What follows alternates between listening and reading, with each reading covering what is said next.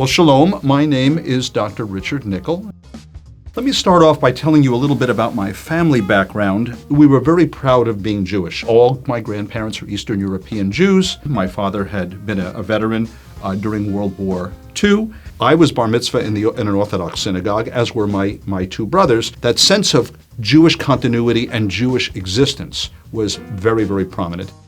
We never talked about God, ever. My parents are what I would call functional atheists. They just, for whatever reasons, just didn't believe that God existed, and we never talked about it at home. However, I, as a young person, even as a little kid, had a strong sense that there must be a God. When I was a little boy, actually in 5th grade, I started studying the trombone. Trombone became my identity. Rich, the trombone player. I decided to become a music major in college and went to Ithaca College. Each semester, we were required to endure what was called a jury exam.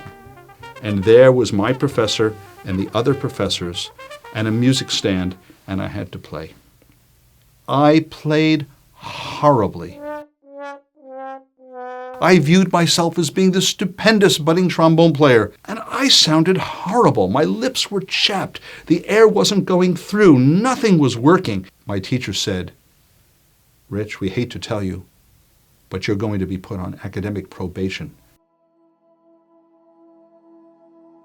I was shattered by that. I decided after that traumatic moment that I was going to practice like mad and I was going to study like crazy. I will become good at it. And so I followed my high school teacher to Ocean City, New Jersey, and I worked and I worked and I worked. And when I had time off, I would go to the 9th Street beach. And one day, 2 college-age young men came up to me on the beach and out of nowhere asked me if I would be willing to take their religious survey. What was your religion? I said I was Jewish. Do you believe in God? I said, yes, I do believe in God. At the end of the survey, they asked, who is Jesus according to your understanding? I had no idea what to say.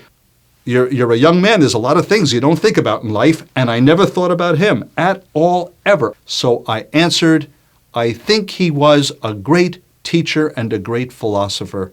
However, this interaction with these 2 guys resulted in my getting to know them as believers and finding out about their world. The main thing that surprised me was one of these 2 guys, whose name was John, was Jewish, and he believed in Jesus. I never heard of such a thing in my entire life. And I'm asking him all kinds of questions about becoming a follower of this Yeshua, this Jesus. I remember the last question I asked him was this: if I believe in Jesus, am I going to have to give up trombone? And his answer was very wise.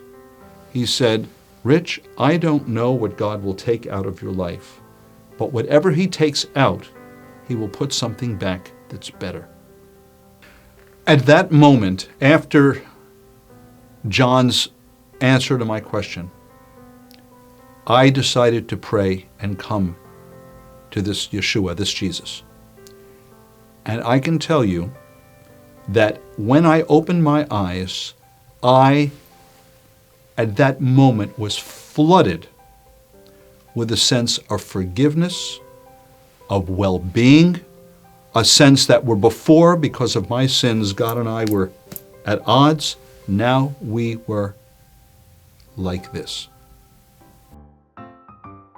Looking back over my life, I can just say thank you to God for the blessings that he has showered upon me.